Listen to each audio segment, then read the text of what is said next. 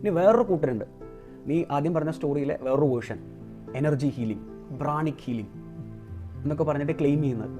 നിൻ്റെ സ്റ്റോറിയിലെ പോലെ നമ്മുടെ ഉള്ളിലൊരു വൈബ്രേഷൻ ഉണ്ട്, നമുക്കൊരു എനർജി ഉണ്ട്, ആ എനർജീനെ നമുക്ക് ഹീൽ ചെയ്യാൻ പറ്റും, പ്രാണിക് ഹീൽ ചെയ്യാൻ പറ്റും എന്നൊക്കെ പറഞ്ഞ് ക്ലെയിം ചെയ്യുന്ന ടീമുകളുണ്ട്. അങ്ങനെ ഹീൽ ചെയ്ത് കഴിഞ്ഞാൽ നമ്മുടെ ശരീരത്തിലെ എല്ലാ പെയിനും മാറുന്ന അവർ പറയുന്നത്.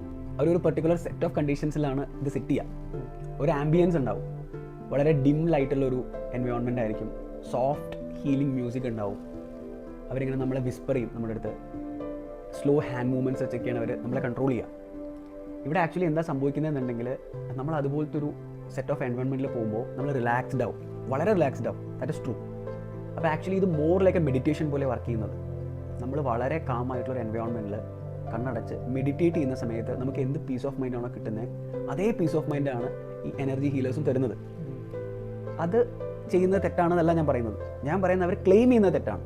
അവരങ്ങനെ ഒരു ആക്ടിവിറ്റി നമ്മളെ കൊണ്ട് ചെയ്യിപ്പിക്കുമ്പോൾ അവർ ക്ലെയിം ചെയ്യുന്നുണ്ടല്ലോ, നിങ്ങളുടെ ബോഡിയിലൊരു മാഗ്നറ്റിക് ഫീൽഡ് ഉണ്ട്, നിങ്ങളുടെ ബോഡിയിലൊരു എനർജി ഉണ്ട്, അത് എർത്തിൻ്റെ മാഗ്നറ്റിക് ഫീൽഡുമായിട്ട് അലൈൻ ആവാത്തത് കൊണ്ടാണ് നിങ്ങൾക്ക് പെയിൻ വരുന്നത്.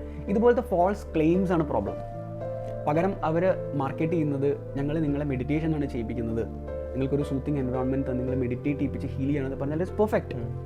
ഫോൾസ് ക്ലെയിംസും സയൻസിനെ അവരുടേതായിട്ടുള്ള രീതിയിൽ എക്സ്പ്ലെയിൻ ചെയ്യുമ്പോഴാണ് പ്രോബ്ലം വരുന്നത്. That is completely wrong.